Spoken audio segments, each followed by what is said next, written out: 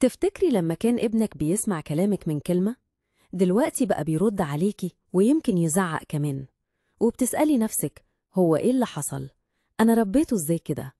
الحقيقة إن في 3 أخطاء بنعملهم من غير ما نحس، وفي 3 خطوات سهلين ممكن يرجعوا الاحترام بينك وبينه. بس أهم حاجة تسمعيهم للآخر، عشان الخطوة الأخيرة هي اللي هتغير كل حاجة.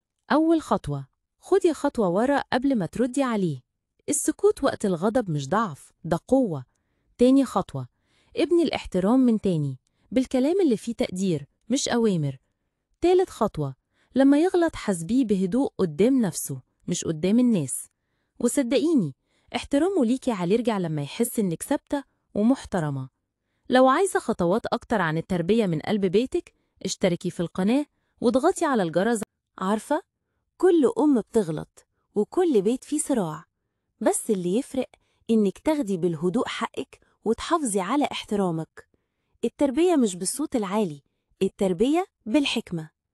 لو الفيديو لمسك أو حسيتي إنه بيتكلم عنك، اعملي لايك وسيبلنا في الكومنت إيه أكتر تصرف بيضايقك من ابنك، وهنعمل له حلقة مخصوص.